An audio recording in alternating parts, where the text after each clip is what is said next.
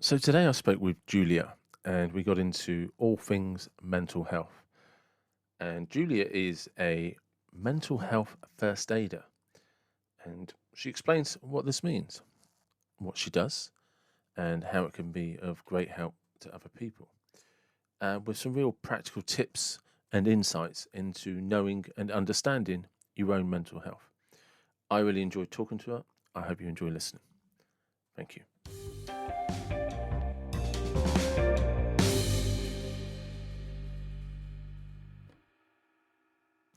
Good afternoon. Welcome to the David Watson podcast. How are you?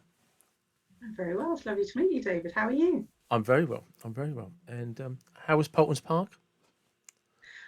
Polton's Park was actually an awful lot better than I was expecting, which I was expecting to have long queues, lots of stress, a huge amount of flashing plastic, and the constant, quick buy this or get another one of these. And then actually, the queues were quite small. There were lots of green spaces and pretty things to stand and stare at whilst I was waiting for children who were getting increasingly overexcited. I really enjoyed it. It was great. I got to go on some roller coasters. My oldest child decided he'd have a go. And we went on the ride of the pterosaur. And it's awesome because I like a roller coaster. So I haven't great. been on a roller coaster for years. Yeah, I have to admit, you lose the kind of swing of it. I quite literally came off feeling a bit sick. The adrenaline was amazing. I was like, this is why I used to do it. Yeah. It's I don't what a think hit. I don't think I've been. I think it's about 98, 97, 98. The last one I can remember going on is the Nemesis at Alton Towers when it first came out. Okay, well, that's the one the one we went on yesterday. It's the same sort of thing where you hang below. And there Yeah. was that unnerving moment where I was like, great, I've taken my child on his first big roller coaster and I've done it with no floor or structure around him, which really is the most unnerving. So And he screamed a little bit out of, because I'd said, let the energy out. So just scream it out. Just, if you're feeling a bit tense, just scream. And there was absolute silence. And then I squeezed his hand and then he went for it. All right. He's not going to puke on me. We're okay. how many times did you go on it? Once at the beginning, once at the end. And I did a total mummy fail in so much as my littlest, it was his birthday. And we'd promised him we'd go to the splash park. Because the wind's been so cold, we left that till right at the end. Yeah. And we didn't realise that actually when it says closes at 6, they close the splash park at 5:30. So we arrived there. He got into his trunks, ran out, water went off. So Oh, yeah. And mummy was on champion the toes floor at champion the time. parenting right there. Absolutely. Well, very awkward text from the husband going, we have failed massively with the birthday child. What can you Oh, do? What can you do? It's a yeah, but £150 mistake because we now need to go again. oh dear. Live and learn. Every day is a school day. Yeah, that's exactly it, isn't it? Yeah, And really, it's a bonus, isn't it? Because he's disappointed, but when you go again, he's going to be like, actually, it's not too bad, is it? Do you know what I mean? It's like, absolutely. we can pretend it's my birthday again, Mum. Yeah. So we'll probably leave it till his brother's birthday, and then there'll be Yeah. all sorts of trouble because he'll want to be in charge of what rides we go on. I have to give a gentle reminder of the Yeah. epic fail of parenting on this one. But do you know what? We're incredibly fortunate. We get to go to Polton's Park on our Yeah. weekends That's during the good. middle of a conference. So That's it's good. yeah, life's pretty good.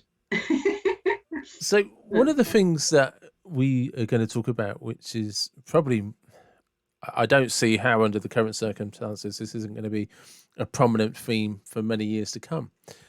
Because I know you via Lindsay, who, and you, is it mental health first aid?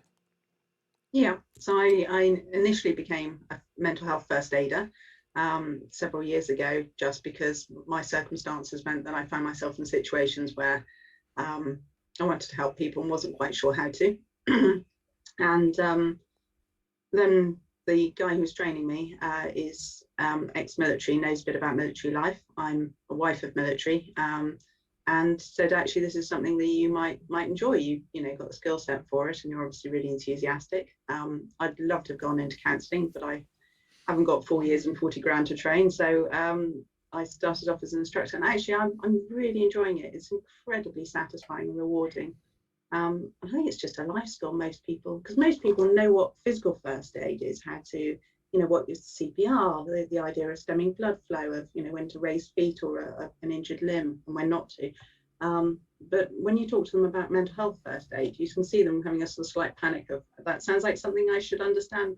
No real idea of what that means. And it's the same idea that you are with someone in the immediate term, maybe in the longer term, but generally in the short term, whereby maybe they're struggling with depression, or experiencing an anxiety attack, or psychosis, or having some really dark thoughts, and what to do to just be with that person and help them, and then guide them to sort of safer, better place, and sort of signpost them to more information. So it's an absolute privilege to be in the position to help people, and so the way I train is very much for actually delivering hope, because you can imagine it's a 2-day course, the first aider course, and if you were simply to spend your time talking about depression, anxiety, suicide, psychosis, it doesn't sound like a happy 2 days. But we have a lot of laughter, a lot of shared experiences, and it is about that sort of, this is amazing, we're doing something incredible, and we all have mental health, we all have bad ideas, bad days, and sort of worry about things, and it's about sort of understanding yourself better, looking after yourself better, and then feeling strong and comfortable to be with other people. So that's what I do, and I love it. Because that's a valid point, isn't it? Is we all do have bad times, bad days, but it's sometimes how that escalates into more than a few days, or into a few weeks, or a couple of months. And it's not always, but typically from my own experience, is it was never one or two things. It was an accumulation of things that kind of came a little too rapidly, perhaps before I'd gotten over what was troubling me in the first place. And you kind of get this compound interest effect where you're just starting to feel lower and lower and lower. And then you kind of get to a point where biomechanically you're just too low, that trying to snap out of it, lift yourself up, just doesn't work anymore. And you kind of, sometimes that can be, you need to go and see a doctor, or no, you need to go and see a therapist, a counselor, whatever, and do something very proactive to help you make an adjustment and sort of realign your thinking. Absolutely. And it's one of the cruel things that actually, when we're getting at that stage where we're lower and lower and lower, we have less and less energy and less ability to see beyond it, to actually realize that we need to be that proactive, and that's where having a first aider is so helpful, because they can be the ones that can step in and say, I can see things are really difficult for you, let me be the one to help you make that call, or depending on where you're in, because for some people, they're just simply getting out of bed becomes such a monumental struggle.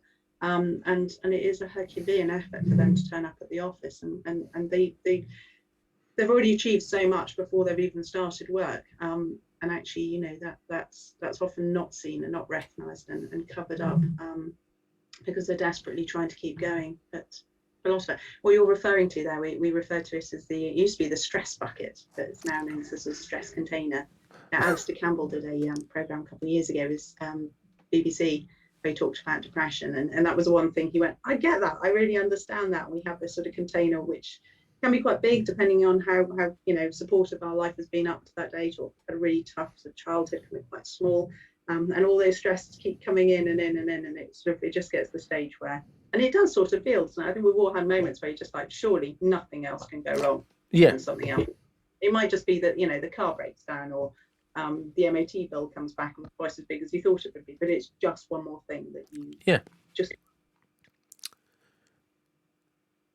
it's a proverbial bag, but that's it, isn't it? It is the cliche of the straw that broke the camel's back. I mean, the irony always with cliches is we don't quite understand what that means, and it's just like, look, it's that simple. The camel was carrying a ton, but one piece of straw was one piece too much. And that's what it is for all of us, is that when these moments come, it's just like the rain pour effect.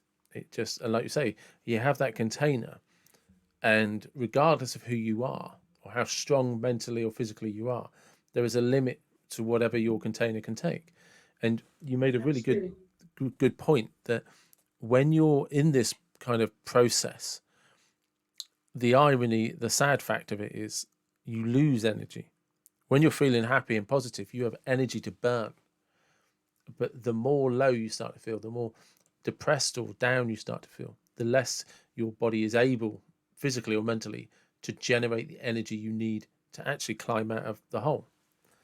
Yeah.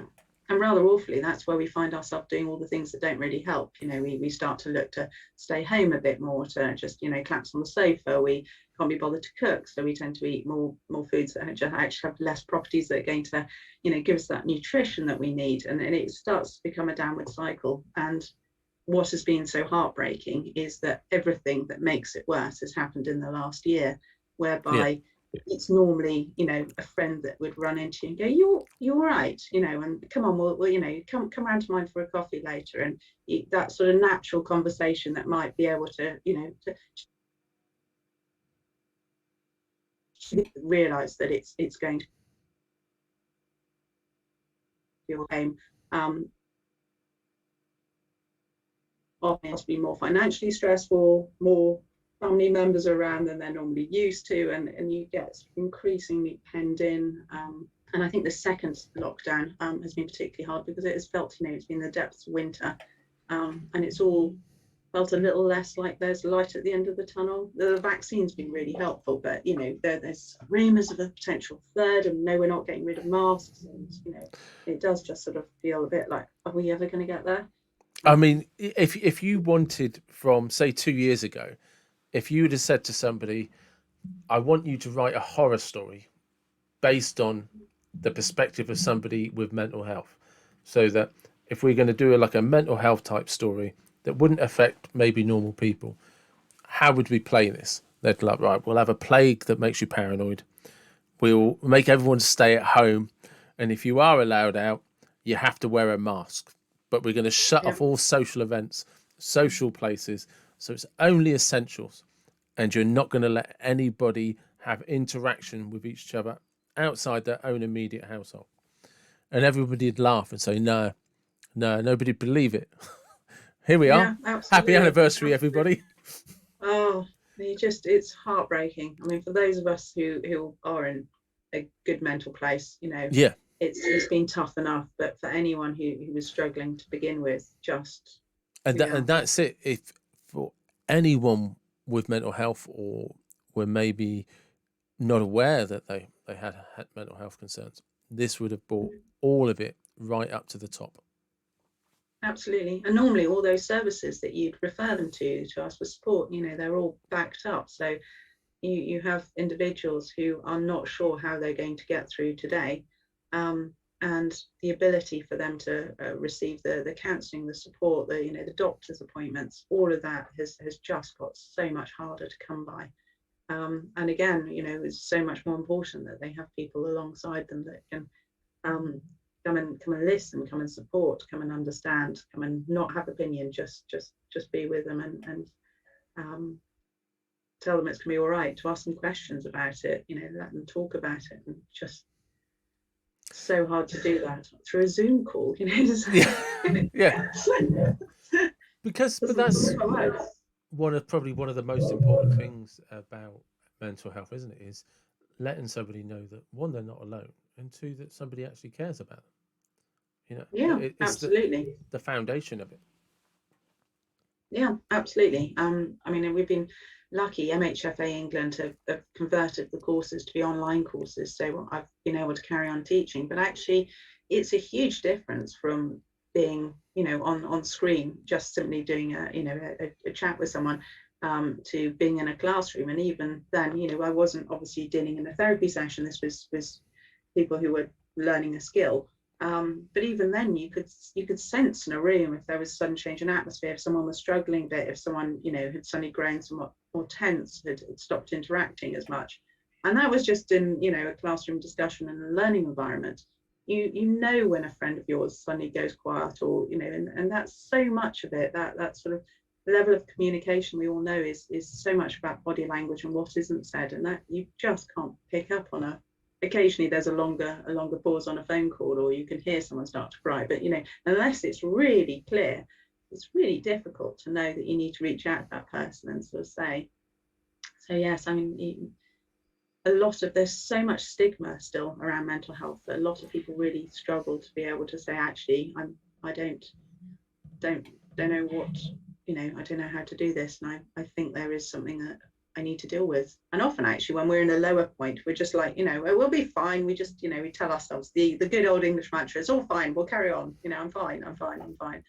And we just carry on thinking we'll get through this, and not actually realizing that we're in quite a difficult place, and it could be easier if we did stop and talk to people about it. How Um, much how much of it do you think is because there's either a stigma about mental health, because there's been a lot of work in recent years in developing understanding of mental health, yeah, but the other issue being that, is it the stigma, or that you don't kind of have an A&E mental health? So, and by that, what I mean is, like, at the beginning of, it was about a year ago, I sliced my leg wide open, right, on a roofing sheet, and it's okay. I just went to A&E. I knew exactly what to do, where to go, what to do, and everything.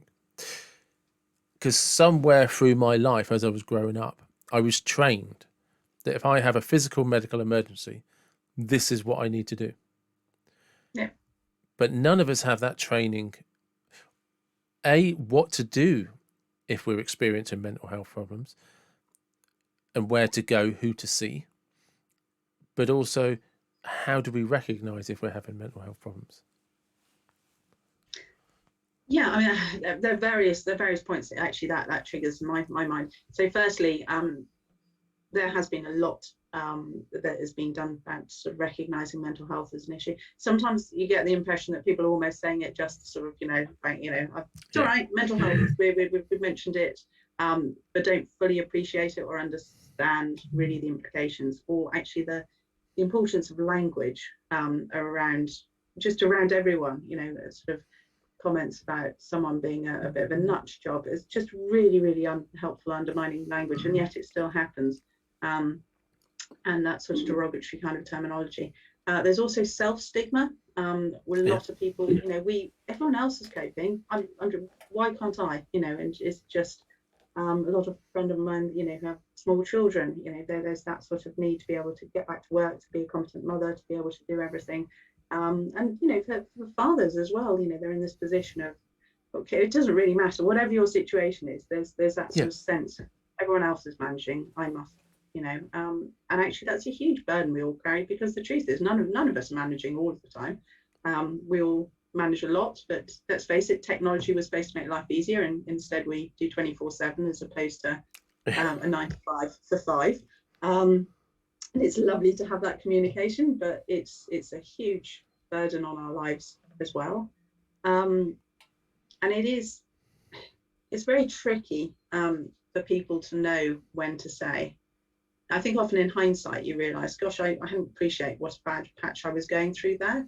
That how much I was drinking, or how much I had isolated myself, or how much my habits had changed, or how angry I'd become, whatever those features. Maybe in hindsight, when you found a way out, you look back and gosh, it's a pity I didn't take the necessary steps. I could have made it a lot easier for myself.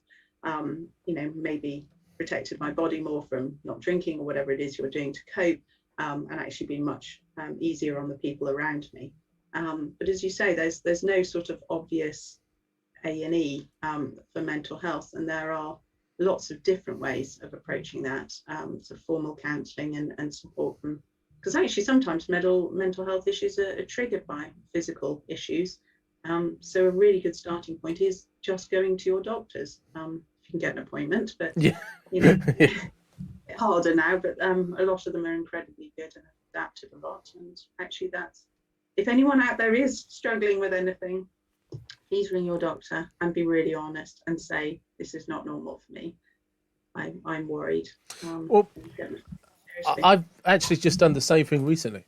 I had a conversation with my doctor, just because I was like, I've been feeling flat for a while. And do you know what I mean? And I was just like, hang on, so I guess I'm lucky as well, because I do coach. So having that insight as to, and I have a therapist as well. So shout out to Caroline Kavanagh, um, Lovely where, lady. yeah, and fantastic lady. And so I'm fortunate that I probably have a more in-depth awareness of mental health. And actually, you were referring to counselling earlier. I actually do have, from 17, 18 years ago, counselling qualification. It's how I kind of started out in some ways. Um, Brilliant. but I never did my hours, just to be clear on that. I passed my first exam and I was like, I'm not doing this now. Went off and did something else. But I realised, it's like, hang on, my diet is good. I exercise almost every day. Why am I starting to feel a bit flat? So I rang my doctor, had my first round of blood tests, and my cortisol levels were low. So, and I've got my second blood test later in the week. So if they're still low, there is a physical reason why I'm starting to feel tired and starting to feel a bit low. And it's Yeah. nothing to do with anything going on in my life. But if I Yeah. didn't have that awareness and I hadn't rang the doctor, made those appointments, it would have become it potentially could have become a serious mental health problem because of a Sure. physical issue with my adrenal glands. Yeah. And and And so something you would have almost exacerbated by them worrying about it and going, I don't feel great, maybe it's this, maybe it's yeah, that, trying to change things in your life around. And actually, so it is, I mean, the doctor's an essential sort of first port of call on right, yeah. let's get Because an MOT, make sure everything's working. and that's actually what the doctor and I discussed. It's like, no, I'm 46 years old, and he was just like, maybe we'll just do a simple MOT and make sure everything's functioning correctly. Because if I hadn't done that, no matter how much good work I'd done, no matter how much Pinterest sunsets I'd saved, and how many Yeah. inspirational quotes or exercise Yeah. or anything, it would have made no difference, because Yeah. it actually could be a physical reason which would have developed into a huge mental health problem 12 months, 18 months down the line. Because, Absolutely. you know, so, I mean, And at the moment, that's quite tough because lots of people don't want to burden the NHS with any more kind of, interaction than they need to. So I've got a dodgy knee at the moment, and I'm putting off going to the doctors about it, despite the fact that I can't really get up the stairs, just because I don't want to make a nuisance. I mean, how ridiculous is that? Just yeah, go to the doctors, get it sorted out, find out what it is, and then get on. I'm potentially making a bigger burden, but if I'm sort of faffing around with a mm, dodgy knee, when it comes to something even more vague that you can't see, can't quantify, it's more about feeling this, feeling yeah, that, and therefore just so um, airy to trying to describe to a doctor. People do feel really, really hesitant. And yeah, sometimes actually, you meet one doctor and you have a sort of, maybe your personalities thing and or whatever, they're having a bad day and they sort of, oh, you're fine, it's just we're stuck at home too much, or don't worry, it'll be okay. But actually go back and get a second opinion from someone else, because you deserve to know what's yeah. wrong and you'll listen to. Because Um, that's a really good point. I mean, because like you were saying about your knee, that's hurting and stuff like that.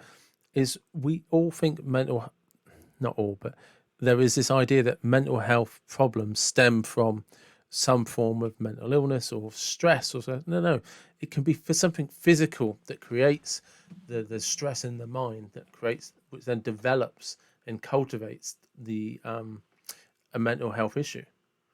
yeah, It's absolutely. it can be a vicious circle. The flip side of that, of course, is you could have a physical symptom that's developed from a mental health Again, yeah, issue or underlying concern that you have that you're not looking at, not and I love this concept of medicine actually working on a holistic basis, where actually it looks at the physical and the mental together as you as a complete person. I had a wonderful doctor once down in London, and I'd gone there and my hearing was just absolutely stuffed.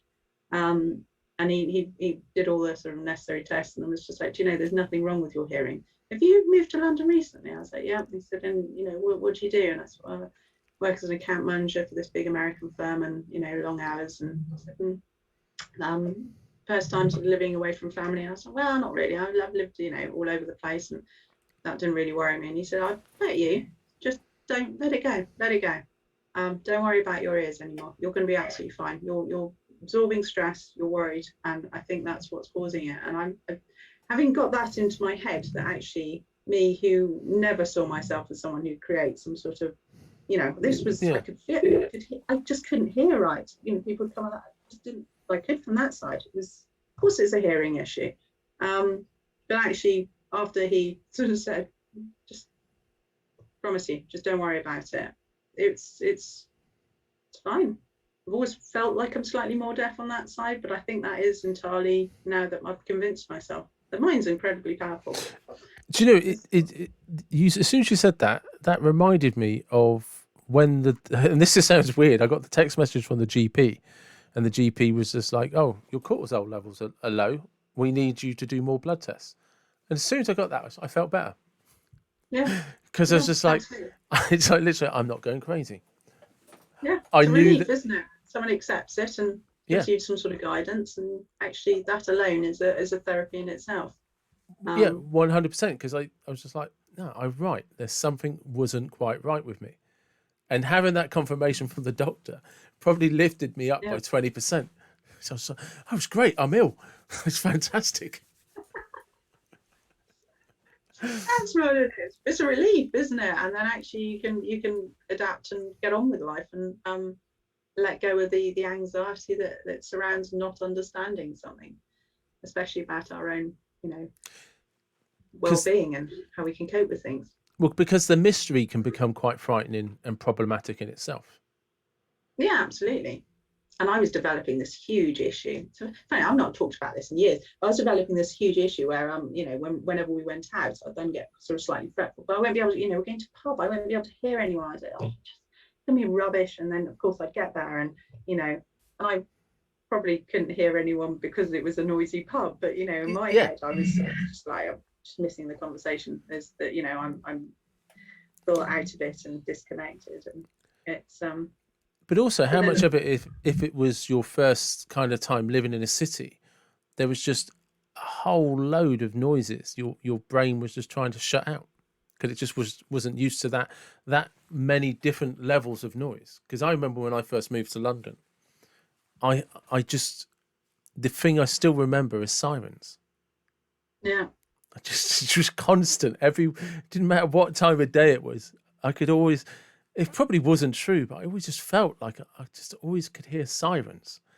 Didn't matter where or when, what time it was, what day it was. When I was in London, just like I'm sure I can just hear sirens. Or and I only really noticed it when I wasn't in London, yeah, and that's just like I can't hear any the absolute sirens. silence everywhere else. Yeah, and that must have been Yeah, a that's real true. cognitive overload that I just learnt dealt with without kind of realizing that I dealt with it. Oh,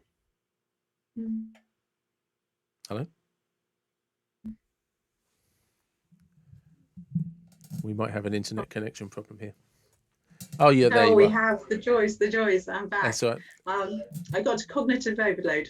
Yeah. So yeah. Oh, well, that's pretty much where it cut out. I just said yeah, because Okay. how much of it is it's just a cognitive overload, which again comes back to mental health. Mental health is typically some form of cognitive overload. Yeah, Which becomes absolutely. biological in terms of levels of stress, cortisol levels, things like that. You know. Yeah, yeah. So if somebody wanted to, I'm just conscious of our time. If somebody wanted to reach out, how do they reach out to you? Um, in some I have a website. I set up on my own a few years ago under developmentaluk.co.uk. Yeah. And I run regular courses. I have to admit, we're in the midst of renovating a house at the moment, so I've actually put everything on the back burner because I've become a part-time builder. To add to your stress. I'm loving it. That's good. And actually, this is what actually when you were talking about the cognitive overload, because actually what was even more curious about the whole incident is that I moved to London and I found it so exhilarating and so exciting, and I was overwhelmed, but it all felt very positive. So it Yeah. wouldn't have occurred that I had a mental health sort of issue that was creating issues, because to my mind, I was in a great place having a wonderful, fun time. And the hearing issue to me seemed to come first. And then I'd get stressed about the fact that I couldn't go out. So it was interesting that all this was actually happening subconsciously. And I think that's one of the, sort of important matters with mental health first aid sort of stuff is you're coming alongside someone who might not acknowledge that they have an issue or that their behavior is changing or that they're stressed, or even recognize what's happened to them that might be having that impact. And it's funny because I've had conversations with people like, no, I'm fine. I just don't, I'm just feeling a bit flat. And then you get talking and discover that actually they're trying to pay quite a serious loan back, and there's some issues in their relationship, or they're falling out with their mum, and they're just sort of like, but that's small fry stuff. And it's like, well, I don't think it is actually. Maybe you sort of want to take it off as small fry because you've dealt with that before in different situations, but not in this situation here today. Maybe actually you're more quietly run down than you normally be, or more. So what we might feel that we could take in our stride one day, actually another day is fairly insurmountable. And then obviously you have more chronic mental health issues where it's very apparent that there's quite a serious illness, and my goodness, those people just need so much kindness and support. And it's often seen as, because actually this is one of the very sad things, that until you become a first aider or have better knowledge of mental health, the inclination is to go, well, I don't understand that behavior, I could make it worse, I'll step back, maybe I'll just give them space. If you sort of write it off, that if we just leave them to it, that will help. And actually you need to step forwards and step into that space. They may ask you to leave them alone, they ask you to back off, that's fine. You can also, doors always open, just making the offer, it's from here. Because it is very difficult for people to acknowledge that. I've got someone I can think of now who would not accept that there's a mental health issue at all, and would find it very offensive if I was to suggest it. But actually the levels of stress coming off that person are very indicative. But it's there's someone who's somewhat older, and therefore mental health really just wouldn't, not part of their vocabulary. No, and that's really heartbreaking, because actually could make their life so much easier. And yeah, maybe not me, it doesn't really matter, but just someone to have those conversations with, and realize that But you highlighted something a couple of minutes ago when you said this, just like somebody will dismiss what is a probable cause of their stress, and it could be paying back a loan, worried about their job, problems with their family, but they're just like, no, I've always had this. Maybe eventually it started to wear you out. Absolutely. Because I do think, please carry on.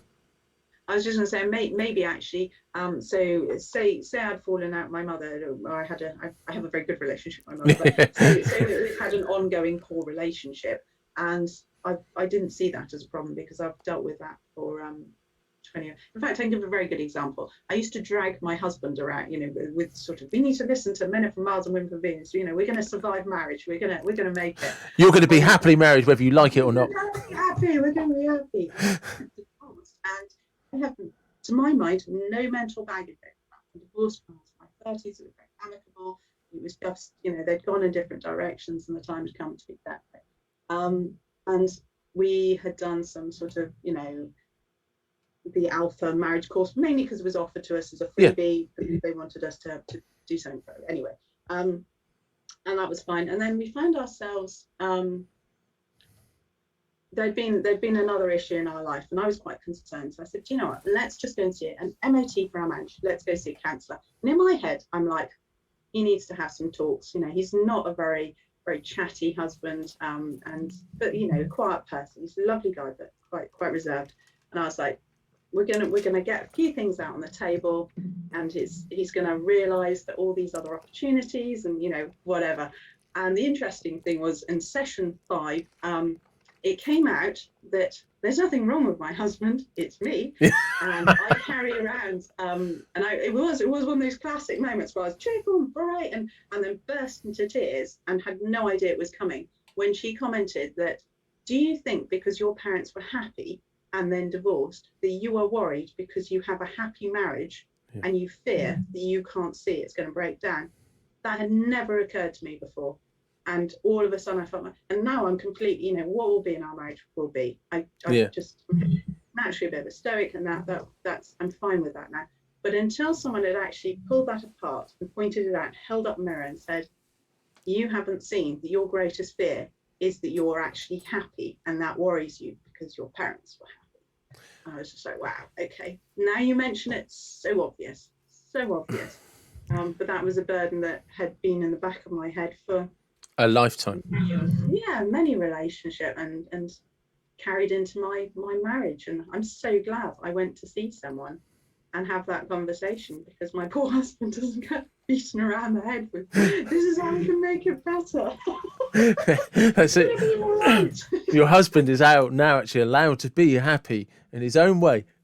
Exactly. And even if he's not happy sometimes, it's still okay. You're happy for his unhappiness. Well, I'm happy if he's happy if I'm happy. But that is, but that's, isn't it? You know, but that's a really good example.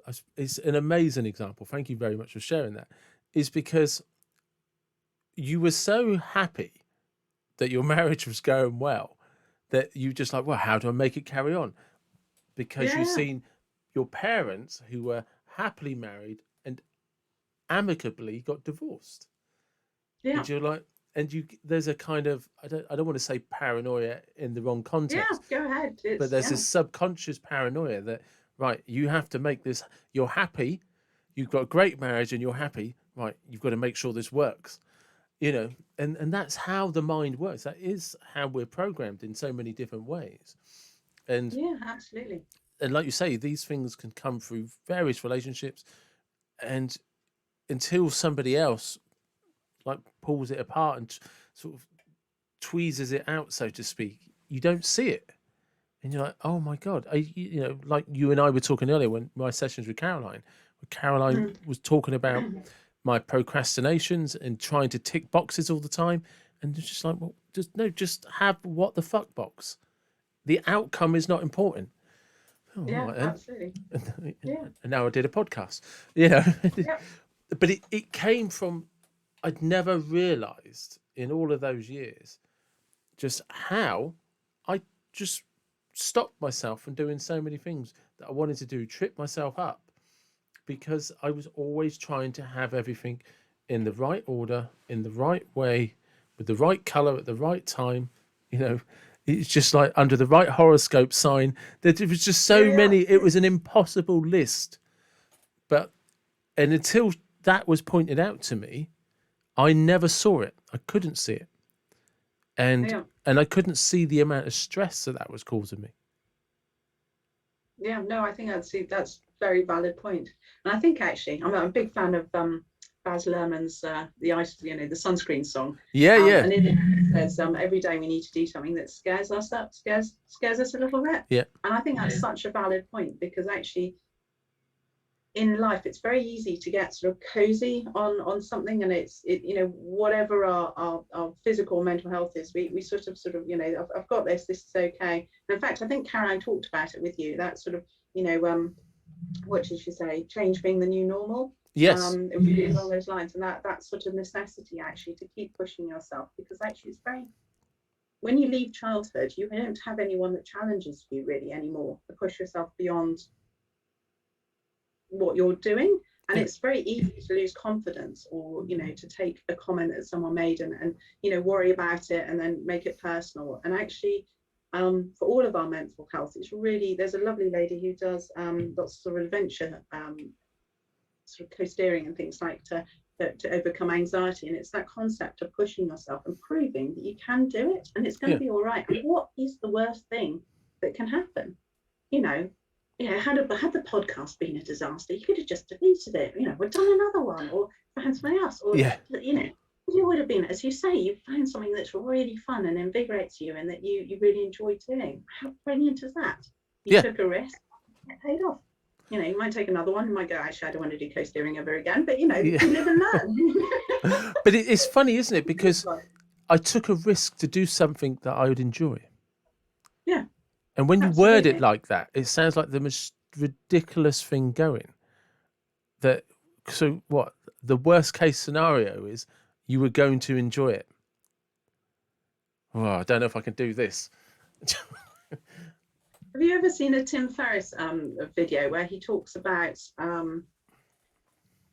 I'll post you the link to put up. It's lovely. He as a young man, experiences an awful lot of suicidal thought, and then Was worries. He that the often said, one where he talks about the library book got sent to his home address and his mum rang him?